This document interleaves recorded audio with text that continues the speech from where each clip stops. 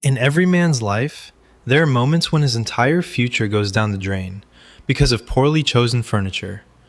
Not cursed antiques or a broken chair, but the most ordinary couch, positioned at just the wrong angle on that very evening when the woman who decided to occupy it finally forgot about the existence of her survival instinct. It was all the couch's fault. Well, mostly. Her name was Hannah. 3 years of friendship is long enough for any absurdity to start feeling normal. Long enough that she stole fries from my plate with the dexterity of an experienced pickpocket. Long enough that my Netflix was her national treasure, and I reacted to a come-out text faster than a police dog, because my self-respect had apparently self-destructed somewhere around the second year of our acquaintance. Our boundaries had been blurred for a long time, but one of them, the most important one, remained untouched. That invisible line you draw in your head to avoid thinking of your friend as something more. But that Friday, my body decided to stage a coup and betray our diplomatic agreements to an extent that no amount of humor could save. It all started mundanely. My apartment, food containers on our laps, and a movie neither of us cared about. Hannah, as was her long-standing habit, curled up in the corner of the couch, wearing my hoodie. Yet another detail of our domestic life that had become frighteningly routine. I sat at the other end, feet up on the coffee table, with a bowl of chips between us, the last bastion of our safe zone. For the first 40 minutes, we engaged in our usual activities, bad-mouthing the actors, arguing about how the main character had too manipulative eyebrows, and exchanging insults with the ease that only comes from people who have consciously abandoned politeness in favor of honesty. At some point, a half-hearted fight broke out over a pillow. Hannah missed. The pillow hit the lamp. The lamp tilted dangerously, and Hannah laughed so hard she nearly slid off the couch. "Move over," she breathed through her laughter. "Why would I?" I frowned theatrically. "There's plenty of room." "You're taking up 2/3 of the couch, you hog." Lies and provocation. You're curled up like a dramatic raven. You have plenty of space. Hannah straightened up, assessed the distance, looked at me, and made a decision that should have warranted the immediate arrival of the morality police. "Fine," she said, and simply sat down on my lap. The problem wasn't the act itself. The problem was how casually she did it. No preamble, no flirtation, no theatrical pomp that would have given my nervous system time to prepare a legally sound protest. She just moved, turned, and settled onto my thighs as if it were the logical continuation of our argument. As if sitting on me was the natural next step in the evolution of a friendship between two people who had long lost respect for social geometry. The first second, I only registered the physics, her warmth, her weight, how her thigh pressed against mine, the scent of her shampoo, suddenly too distinct, the fact that she fit into this space with frightening precision. And then my brain, and consequently everything else, processed the reality, and my peace of mind came to an end. I turned into a pillar of salt. Hannah, oblivious, leaned back against the couch, still chuckling. "See?" she stated. "Problem solved. Efficient and compact." I stared at the TV, then at the wall, then at the ceiling, because looking directly at Hannah at that moment was tantamount to tactical suicide. "Hannah, This isn't efficient. This is not normal." "Oh, come on. You're just stingy with space." She shifted slightly, settling in more comfortably. That fleeting movement nearly sent my soul on an existential flight. Everything inside me screamed that the proximity of her hair to my chin and the heat of her body through layers of clothing was too much. It was beyond all the licenses I had ever issued her. "You need to get up," I managed in the tone of a man trying to hold up a collapsing skyscraper with nothing but prayer and muscle tension. She froze. My voice, vibrating with suppressed tension, finally caught her attention. She slowly turned, and since Hana had known me for far too long, she instantly sensed the change in the atmosphere. Her expression shifted from teasing to puzzled. "Why are you talking so strangely?" she asked. "Because." That's not an answer. It's all you're getting under these circumstances. She narrowed her eyes, trying to figure out if I was messing with her, and she shifted again, just a little. But it was enough for the room to fall into a silence so thick you could drown in it. The joke died in convulsions, and in its place, reality stood up at full height. Hana went still. I went even stiller. It seemed even the refrigerator in the kitchen decided to stop humming, just in case, so as not to interfere with this catastrophic moment. "Oh," Hana breathed. Her voice had gone very small. It was unbearable. I closed my eyes, because eye contact at this point would only accelerate my moral disintegration. "Hana, please, get up." She scrambled off so fast she nearly got tangled in the rug. I immediately turned away, trying to piece together the shreds of my civilized composure. She stepped back 3 steps, standing in my socks and my hoodie, unsure where to put her hands. The movie kept playing, actors kissing in the rain while my real life turned to rubble under the world's stupidest lighting. "Sorry," she finally forced out. I let out a short laugh. Not because it was funny, but because disbelief and shame had started a symphysis reaction in my body. "You don't need to apologize for physiology." "That sounds false." "It sounds necessary." She looked at me a second longer than she should have, then looked away. And there it was, a new invisible something filling the room. Not just awkwardness, awareness. Now we both knew what we had denied for 3 years. My body no longer considered her just a friend. Everything had changed. All our shared memories, how she fell asleep on my shoulder, how she changed in my bathroom believing she was safe, all of it resurfaced in a new, extremely uncomfortable light. The burial ground of my secret thoughts, which I had so carefully guarded, had exploded. I rubbed my face with my hands. "Let's just not make this into a world-class crisis." "You think I'm the one making it a crisis?" she asked in a strange voice. I looked up at her. That was a mistake, because Hana didn't look offended or angry. She looked thoughtful, and that was 100 times more dangerous. "Please take that expression off your face," I begged. "The one where your brain starts planning a crime against our friendship." She laughed shortly, nervously, involuntarily. "Sorry," she repeated, "but honestly, I'm not entirely shocked." "What?" "Well," Hana hesitated, shifting from foot to foot. "I think I've noticed this before. How you freeze next to me, or how you look at me when you think I'm not watching. It's just that today we both noticed." That was the final blow.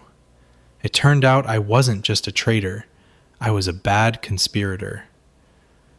"This is a nightmare," I concluded, leaning back against the couch and staring at the ceiling. "That sounds like the truth," she replied softly.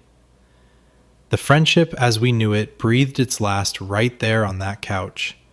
And, judging by how Hana took a cautious step forward instead of fleeing into the night, I understood. The weirdness was only beginning. The movie kept playing, and that was the first personal insult from reality. Some actor on screen was delivering a pompous speech about love in the rain, while my actual life had just cracked open on an old couch under cheap chandelier light. The TV had the audacity to behave as if nothing had happened, as if this moment didn't even deserve a pause. Hana was still standing 3 meters away. I was still sitting, because standing at that moment would have been an act of supreme recklessness for everyone present. Between us hung a thick, tangible truth. She'd sat on my lap as a joke. My body had responded like a traitor, and we'd both noticed it too clearly ever to pretend to be normal again. That was the main problem. Not the event itself, but that we now had no path of retreat through lies. If only I'd noticed, I would have buried that secret, taken a vow of silence, and moved to the mountains to grow Edelweiss. If only she'd noticed, she could have shown mercy and never mentioned it. But we saw it at the same time. The moment had become shared. There was no exchange or return. I fumbled for the remote and turned off the sound. Listening to fictional people while my friendship actively smoldered in real time was beyond me. "That sounds like a theatrical gesture," Hannah observed, not taking her eyes off me. "That sounds like an attempt to save our ears. The soundtrack no longer has rights to this room." She almost smiled, but the shadow of amusement quickly faded, and she looked at the couch again as if it had personally betrayed her. "Let's just agree that this was an accident," I suggested, rubbing the bridge of my nose. "Obviously," she shrugged. "No, I mean completely. No subtext, no analysis, no post-mortem at the shareholders' meeting of our friendship." "That sounds impossible." "Why?" "Because it happened. And because you have the face of a man vainly trying to control the temperature at the epicenter of an explosion. The hit was precise. I really was trying to use sheer willpower to force the situation back within acceptable boundaries. But Hannah, instead of running away, sat down in the armchair across from me, tucking one leg under her. Now we looked like diplomats negotiating a hostage release, where the hostage was our shared history. "Okay," she said after a long pause. "No humiliation, but I have to ask one thing." "That already sounds like a bad setup." "You'll survive. Is this new, or is it an old story?" I froze. The question was surgically clean. She wasn't asking, "Do you like me?" She was asking, "Did I just discover this, or have I been a problem in your head much longer than I knew?" I looked at her, then at my hands. The wood grain of the coffee table had suddenly become my last line of defense. "That's an unfair question, Hannah." "Why?" "Because any honest answer will make me look bad." "That sounds dramatic. That sounds like the truth." She fell silent. And in that silence, which neither of us rushed to fill with a default joke, hiding became impossible. "I didn't know how bad it was," I finally admitted. "Until this evening?" Her voice had gone very soft. Apparently, my body decided to accelerate the recognition process. Hannah smiled almost imperceptibly, this time warmly, without a trace of mockery. She looked at her hands, then back at me. "So it's not new." That was an answer extracted from me without pliers, but by the root. And the atmosphere in the room changed again. There was less shame, but much more dangerous sincerity. I understood why I hadn't wanted this analysis. It stripped me of my right to self-preservation. "You know what the worst part is?" she asked. "I categorically object to that preamble." Too late. I think I knew this could happen. The world inside me wobbled again. "Not so literally," she corrected, seeing my expression. "But I knew that sitting on your lap wasn't the most innocent act of my life."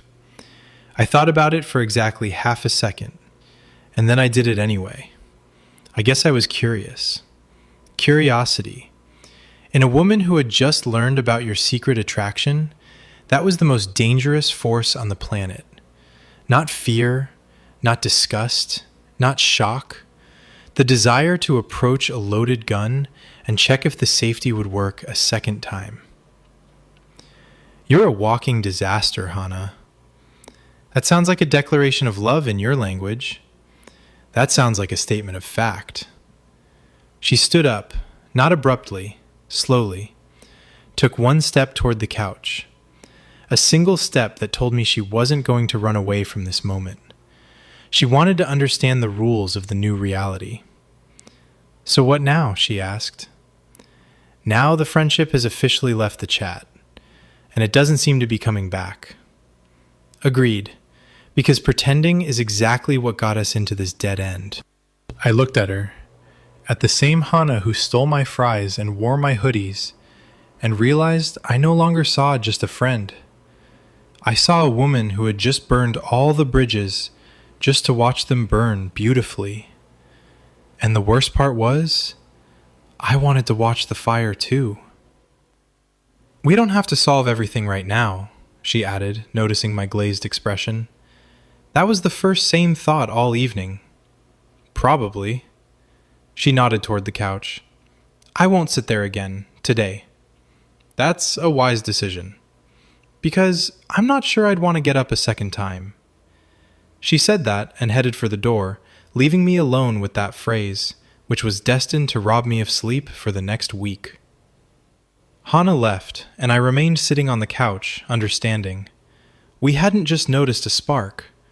We just realized we'd been sitting on a powder keg all this time, and it had just exploded. The problem with a single moment of total humiliation is that it never stays local. It doesn't lock itself within a Friday evening or disappear with the scent of delivered pizza. Like radiation, it seeps into everything: the walls, the furniture, your habits, even the way you now pour yourself water. I spent the entire following weekend in a state that psychologists would probably call cognitive dissonance, and my roommate Nico summarized succinctly, "Dude, you look like you just found out the Earth is actually flat." Before the couch incident, Hana and I had a finely tuned, almost automatic system. Stupid, dangerously close, but stable. She'd come over, steal my food, criticize my clothing choices, fall asleep on my shoulder, and I somehow managed to survive, archiving all dangerous thoughts in a folder marked "not for implementation" and moving on. But once Hana had felt my pulse through layers of denim, that folder didn't just open, it exploded, burying all my internal corridors in compromising evidence. Now, reality had become hostile. Every habitual action turned into a minefield. The first real catastrophe happened on Monday. Hana dropped by around 6 in the evening with 2 cups of iced latte and that particular "I come in peace" look that usually bodes nothing good. I opened the door, and she immediately thrust a drink at me like a white flag, only caffeinated. "Brought you a dose of energy because I am a saint, and my patience deserves a monument."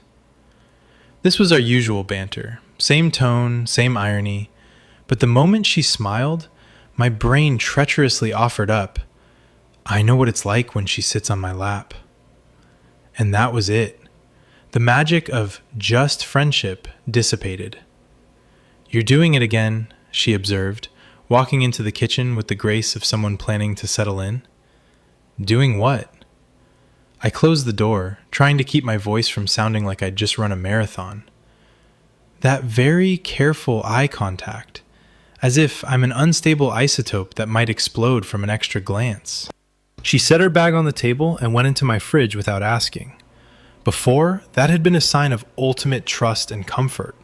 Now, it looked like a flagrant violation of boundaries for which I no longer had a license.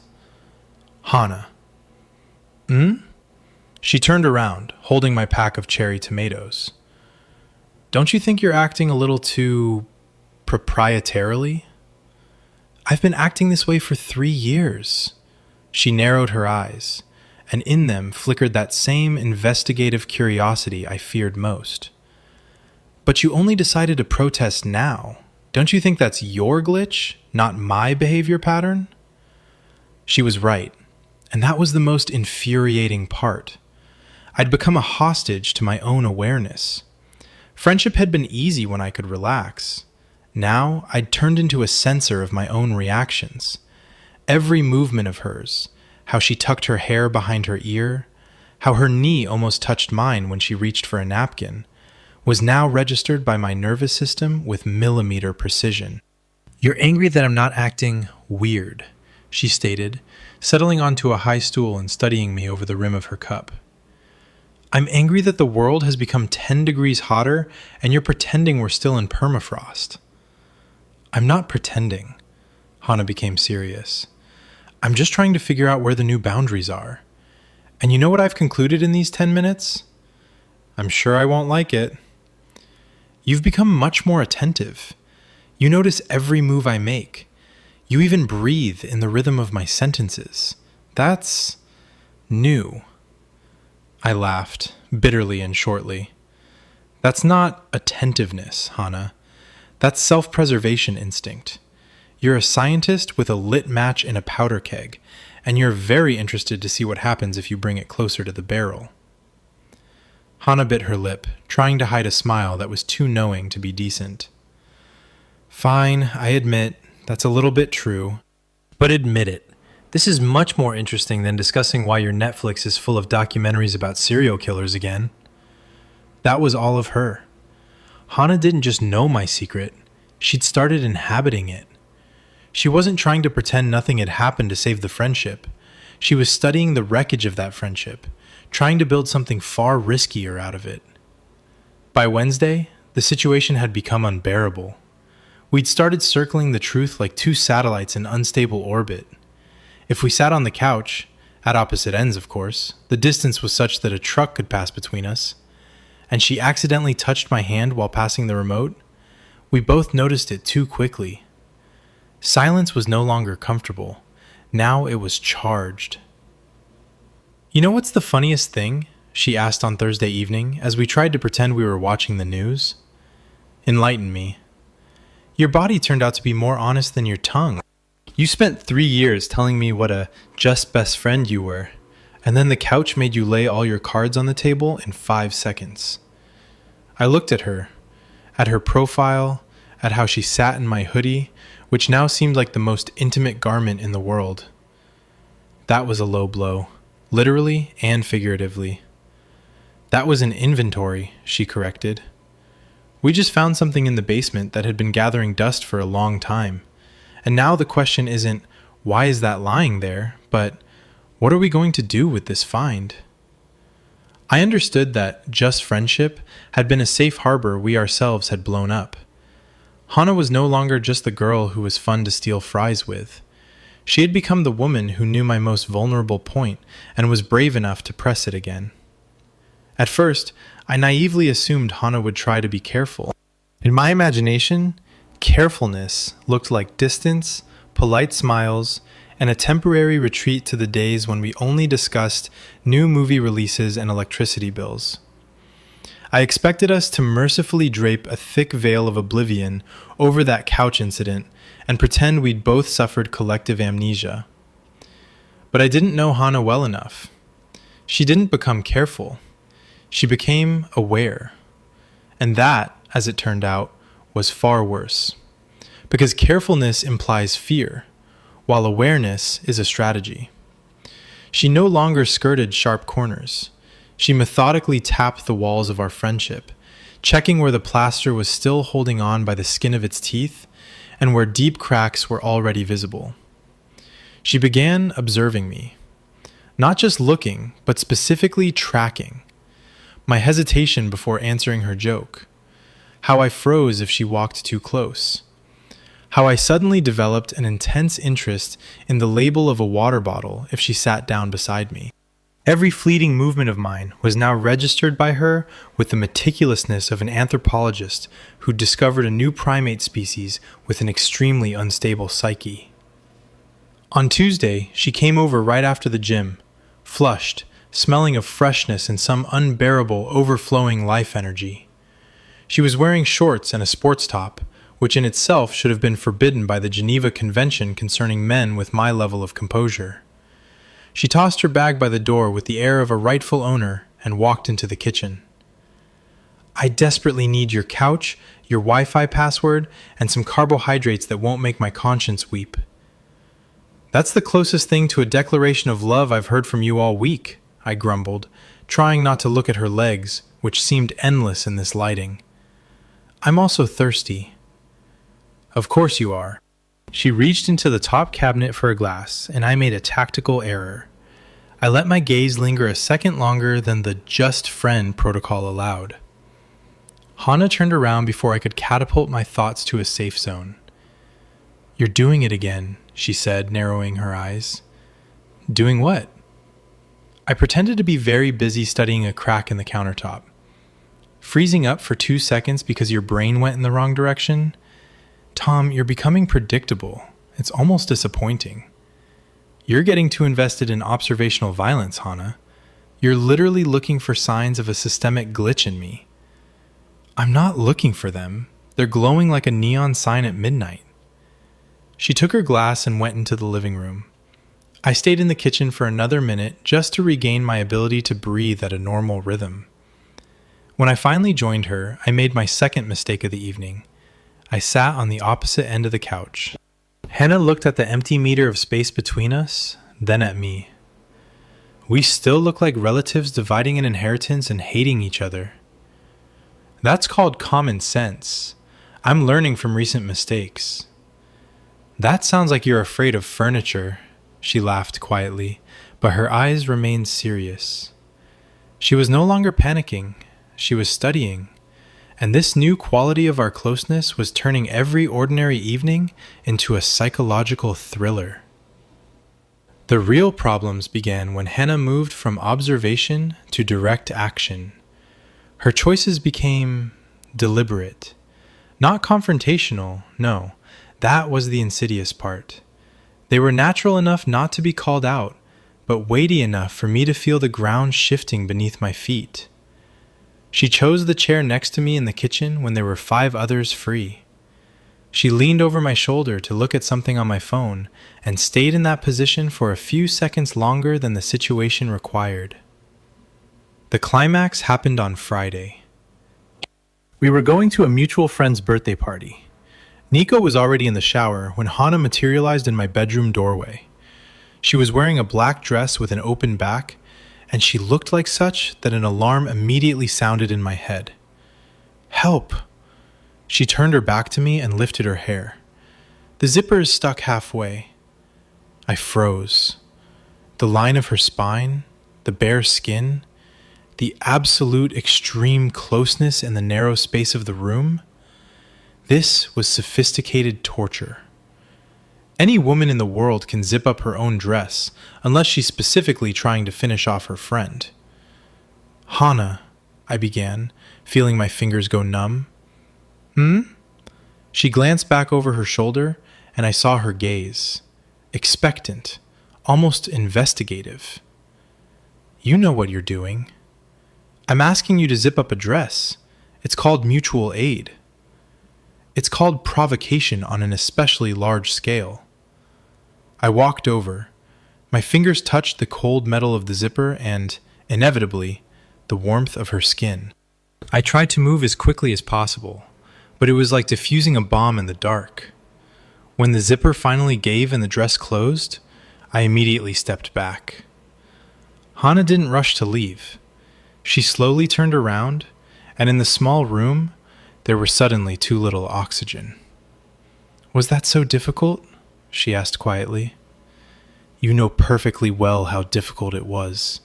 Stop asking impossible questions in cramped spaces."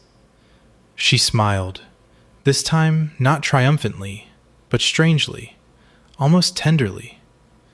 "So the line is still there." "It's not just there, Hannah. It's live with 10,000 volts. At that moment, Nico crashed out of the bathroom, shouting something cheerfully, and we immediately recoiled from each other, like school children caught in the act. It should have brought clarity, but it only added more nervous laughter. By the end of the week, I understood the main problem. Hannah wasn't trying to make me suffer. She was trying to understand the boundaries of the new reality. And every time she tested them, she got confirmation. The line was still there. It was charged. And all of it still concerned only her. On Sunday evening, she lay on my couch with her feet in my lap while we watched some meaningless show. At some point, she shifted, and I instinctively held her by the ankle. We both froze. No one said a word, but the pause stretched longer than decent cinema allowed. "You've become much more cautious," she observed, not taking her eyes off the screen. "It's called survival tactics." "No," Hannah finally turned to me. It's called awareness. You can no longer pretend you don't feel anything, and neither can I. And that was the essence of it.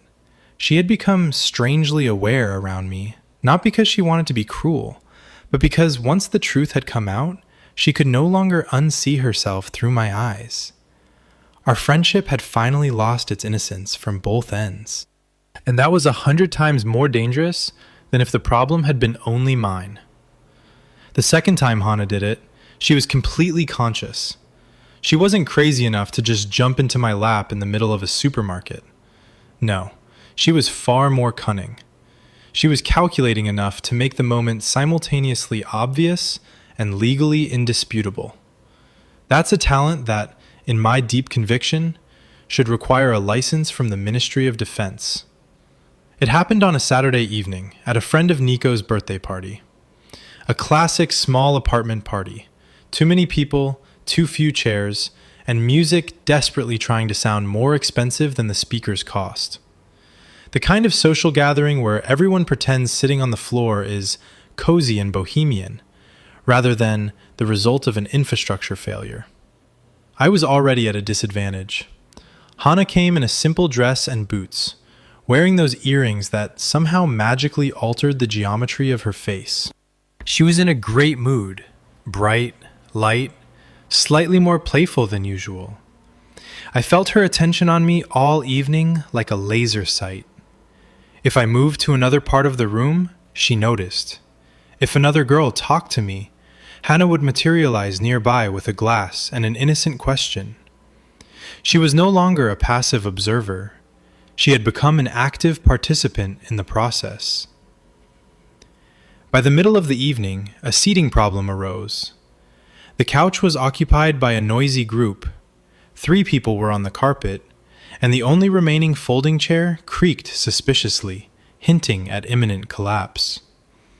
I was sitting in the sole surviving deep armchair in the corner, trying to simultaneously follow the general conversation and not think about Hannah, who was standing by the window laughing at someone's joke.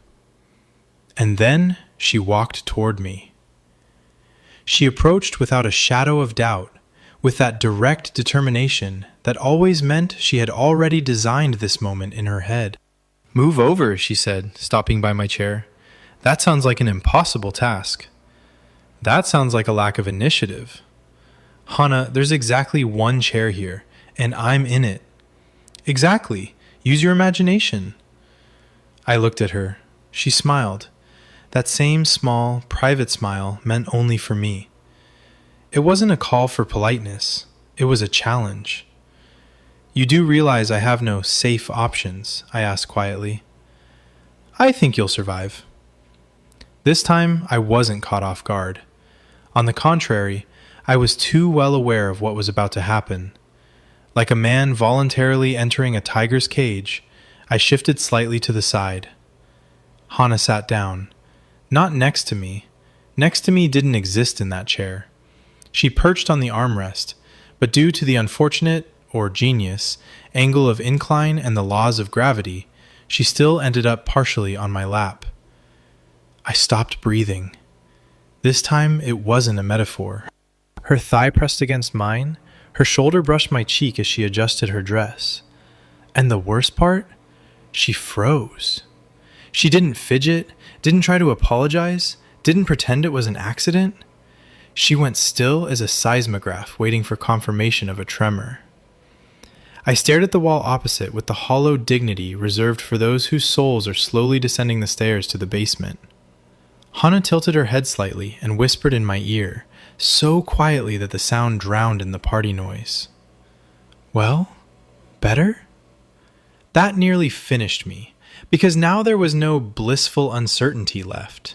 No, "oops, I just didn't think." She knew. She knew what she was risking. She knew the effect she was having, and she did it just to see my reaction. I felt my pulse hammering every drum. My body had chosen the path of honesty again, and this time, much faster than on Friday. "You've completely lost your mind," I forced out through my teeth. She smiled almost imperceptibly. "That's not a no." She didn't leave. We sat like that for a full 2 minutes, an eternity in the world of social etiquette. She acted as if nothing was happening, answering one of our friends, but I felt every fleeting tension in her. "Why, Hannah?" I asked when the noise around us quieted slightly. She finally turned to me. Her gaze was frighteningly honest. "Because I wanted to know." That blow hit its mark. Wanted to know. Not whether she wanted to humiliate me, not whether she wanted to destroy our friendship for fun. She wanted to know, was this an accident, a system error, or did it actually concern her personally? She didn't need proof that I had reflexes. She needed proof that I had feelings for her. And she received it in the most undeniable form. When she finally stood up, smoothly, without a trace of panic, she looked at me as if she'd just completed a complex scientific experiment and was now taking the results with her. "Okay," she said quietly. And that "okay" carried more weight than any declaration. The rest of the night was unbearable. Not because anyone had noticed anything, I think everyone was too busy with themselves, but because Hannah had become calmer, as if, having received the answer to her question, she had finally tamed the restlessness that had been gnawing at her all week. And me? I was destroyed. Because now I didn't even have a tiny corner left where I could hide and say, it was just uncomfortable furniture. She'd done it again, not by accident. And now everything that would happen between us would no longer be a friendship that accidentally wandered off course. Now it was the movement of two people who had finally seen each other without filters. After the armchair incident, pretending became almost childishly stupid. Not that it was impossible. We still managed it in public, around Nico, or in groups. But when we were alone, the silence between us was no longer just the absence of sound. It had become thick, electrified, and frighteningly candid. We both knew that the diplomatic protocol of our friendship no longer protected us from the truth. We didn't discuss what had happened for 3 days. This wasn't a sign of maturity. It was fear dressed in decent clothes. We texted about coffee, about schedules, about how Nico had again forgotten to buy toilet paper. Banality, routine, lies. The real conversation was happening somewhere beneath the surface of the words, and it had long since outgrown the boundaries of polite hints. The resolution came on Tuesday evening. Nico had left. Lately, he'd been suspiciously often disappearing just when the script of our catastrophe needed it. Hannah texted around 8. "Are you home?" This question was no longer about logistics. It sounded like a cocked trigger. I replied, "Yes, why?" Her answer came instantly. "Coming over. And don't make that face." I didn't even ask which face. I already knew. She walked into my room with a bag of chips and a level of calm that I immediately deemed a threat to the national security of my sanity. No kitchen jokes, no theft of my hoodies. She just closed the door behind her and stopped in the middle of the room, looking at me. "We need to stop being cowards," she announced instead of a greeting. That sounds like an aggressive marketing pitch. That sounds like a statement of fact. We're both playing at safe friendship, even though it burned down last Friday. She sat down in my desk chair, which she had long considered her property, and crossed her legs. "Tom, I did what I did in that chair not because I'm a bitch, though maybe partly that too. But the main thing was something else." I sat on the edge of the bed, feeling the room shrink to the size of this dialogue. And why? Why stage that public experiment? Hannah looked at me so seriously that I caught my breath. Because I needed to know, was it really me? Or was it just the situation? You were so scared after the couch. You wanted so badly to hush it all up that I started to doubt. Maybe it was just a random physical reaction to proximity? A system error? She paused for a moment, searching for the words that would finally shatter our familiar world. "I had to make sure that your pulse was racing specifically because of me. Specifically because of Hannah. not because someone accidentally violated your comfort zone. The blow hit its mark. It turned out that all my attempts to preserve my dignity and not make things weird were perceived by her as doubt. She didn't want proof that I was a man with working reflexes. She needed to know that she was special to me. "And now you know?" I asked quietly. "I know that you froze as if I were the center of your world. But I want to hear it." I rubbed my face with my hands and laughed shortly. Apparently, at some point, all my most complex feelings had come to sound like that laugh. "Hannah, you're insufferable." "That's not an answer." "Yes, it was always you." I looked at her point blank, discarding the last line of defense. "It was never a situation or an accident. I just pretended for too long that I could control it. And then you sat on my lap and turned my timeline into ruins." Relief mixed with something much warmer and more vulnerable appeared on Hannah's face. She stopped being a scientist with a test tube and became simply Hannah again. But now, Hannah whom I wanted so badly it caused physical pain. "That sounds tragic," she smiled. "It is a tragedy. My peaceful life is officially over." "So what now?" She stood up and walked to the bed. Slowly, carefully, as if afraid of scaring away this moment of absolute honesty. "Now," I said, reaching out and touching her palm, "you'll have to deal with the consequences of your curiosity." I pulled her to me, and when we finally kissed, there wasn't a trace of the awkwardness I had so feared. It felt like coming home after a very long and stupid business trip. Everything, from the scent of her hair to how she responded to the kiss, said that we had both been waiting too long for permission to stop being just friends. When we pulled apart, Hannah rested her forehead on my shoulder and exhaled quietly. "Okay, I think we officially ruined everything." "In the best possible way," I agreed. And although Nico's mocking face and a bunch of awkward explanations awaited us, it no longer mattered, because she was no longer a problem in my head. She was a reality in my arms. After that kiss, the old architecture of our friendship didn't just crack, it collapsed with a roar, burying all our former rules of decency beneath it. But the funniest thing about such changes is that the world around you doesn't pause in rapt anticipation. No fanfares sound, no lighting changes. You just wake up the next day and realize that now a secret lives in your apartment, one that has a name, a sense of humor, and a habit of stealing your coffee. The first few days, we resembled two amateur spies, trying to maintain social camouflage under conditions of increased seismic activity. We agreed not to tell Nico, not because we were afraid of him, but because neither of us was ready for his triumphant face. We wanted to first learn to breathe in this new reality ourselves, where the silence between us was no longer awkward. It had become hot. Existing in the same space as Nico and Hannah became a challenge with a gold star. We continued to play our old roles. I was the grumpy roommate, she was the shameless guest. But now the game had a second layer. One evening, the three of us were sitting in the living room.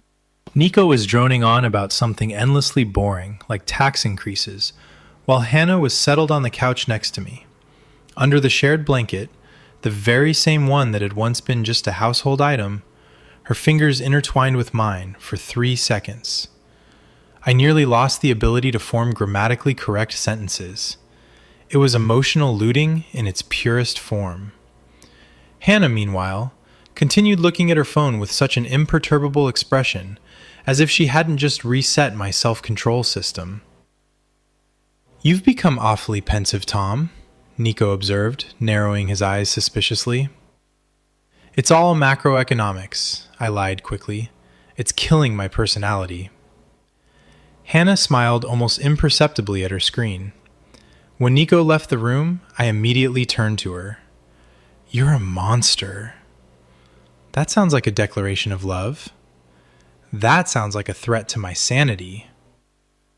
The turning point came at a birthday party for a mutual acquaintance. The apartment was packed, music blared, and snacks disappeared rapidly. Hana looked impossibly beautiful in a simple black top and jeans, and that was a personal insult to my entire nervous system. The first hour went according to plan. We kept our distance, exchanged default phrases, and pretended we were just very good friends. But then Aaron appeared on the horizon, a tall, friendly, and damn charming guy who started entertaining Hana with overly enthusiastic conversation by the kitchen table. I honestly tried to be civilized. I lasted exactly 4 minutes, watching her laugh at his jokes. And then something primal and utterly disinclined toward diplomacy awakened in me. I walked over, unceremoniously interrupted his story, and said, "Hana, I need to steal you for a minute." That wasn't a neutral phrase, it was a manifesto. Aaron blinked.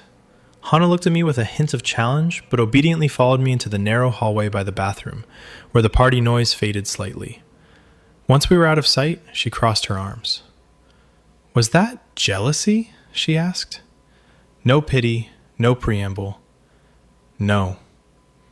Hana just looked at me, one eyebrow raised. Okay, that sounded false even in my head, I exhaled. I didn't like it. Not that guy, not the way he looked at you, and especially not how you reacted to it. Hana stepped closer. In the narrow hallway, her presence felt like physical pressure. And why did that bother you so much, Tom? We're just friends, aren't we? Stop it. Stop what? Using that word as a shield. We both know the friendship died on that couch. I don't want to pretend anymore that that kiss was a random stress reaction. And I'm certainly not going to watch you flirt with others while I try to act like your polite roommate. Something warm and triumphant flickered in Hana's eyes. She had finally heard what she might have staged this entire evening's performance to elicit. Good, she said quietly. What's good? That you finally admitted it. Because I'm also tired of calling this awkwardness. We used embarrassment as the first available word, so we wouldn't call it desire. She placed her hand on my shoulder. The truth is, we never had enough with just friendship. We were just too cowardly to test it. And now that we have, there's no going back. I closed the distance between us to 0.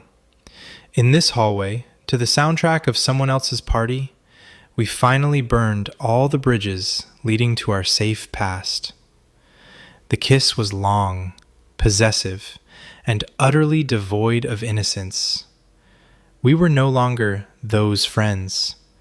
We had become something far more complex, dangerous, and damn right. When we pulled apart, Hana touched my face. So we officially ruined everything? In the best sense of the word, we returned to the room no longer as a secret, but as a fact. And although a long conversation with Nico lay ahead, who had surely already understood everything from the expression in my eyes, it no longer frightened us. Because the hardest part was behind us. We had stopped lying to ourselves. In the end, the couch was completely innocent. That was the most unfair conclusion I arrived at, but it was the only honest one. The old, battered couch in my living room hadn't destroyed our friendship. It had simply served as a detonator for what had been accumulating inside us for years, like faulty wiring behind a false wall. Hana did the rest, or I did, or we both did, making one stupid choice after another until the old version of us no longer matched reality.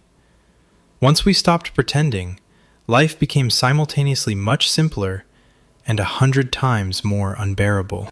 Simpler, because honesty finally had a place in the apartment. More unbearable, because now every fragment of our past that had once seemed innocent returned to us with interest. She still stole my hoodies, but now she did it while also kissing me on the lips, which made my attempts to protest legally null and void. She still pressed against me during movies, but now she invaded my personal space with the lazy confidence of someone who, through a combination of curiosity and audacity, had officially promoted herself from best friend to direct threat to sanity. Nico figured us out on the third day. There was no intrigue in it. We were far too bad actors for such a complex script. He walked into the living room on Sunday morning and caught a scene that in any decent society would be considered the finale of a romantic comedy. Hannah, in one of my shirts, half hidden by my shoulder, drinking my coffee without the slightest hint of a guilty conscience. Nico stopped and just looked at us. "For heaven's sake," he breathed. "Good morning to you too," Hannah replied impassively. Nico pointed at us like a disappointed father in a low-rated sitcom. "I left you alone for a week."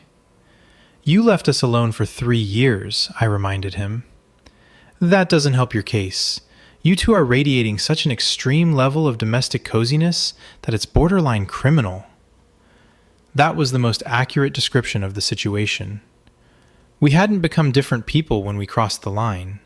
We remained ourselves, just as sarcastic, too tactile, and deeply annoying to those around us. The only difference was that now all this closeness no longer had to hide behind kitchen doors. The most surprising discovery was how quickly the embarrassment died. In its place came a strange, almost frightening relief. Once we admitted that we wanted each other, many things in our past suddenly made sense.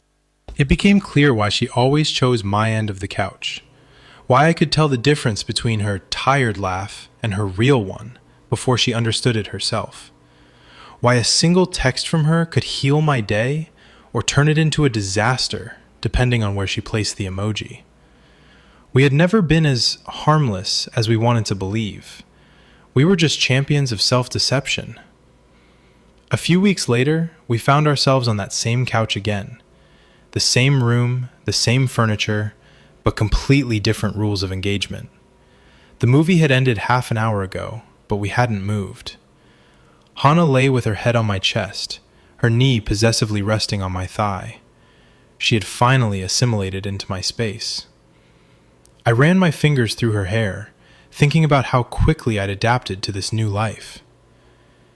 "You know, I still remember your face that Friday," she said quietly, not lifting her head. "You mean the moment of total collapse of my former life?" "I mean the most ridiculous start to a relationship in human history, and the moment I realized I was in serious trouble. That was the moment of truth." She hadn't been scared by my reaction back then. She hadn't recoiled. She'd been interested. And it was that curiosity, that willingness to take a risk and test what if, that saved us from another 3 years of dreary, friendly camouflage. "You handled that situation too well," I observed. "No, I just decided that curiosity was more productive than panic." She propped herself up and looked at me with that same ironic tenderness that had once driven me crazy. "Though we did ruin the friendship, you realize that, right?" "That sounds dramatic." "But it's true. We can no longer be just them. That version of us is dead." She was right.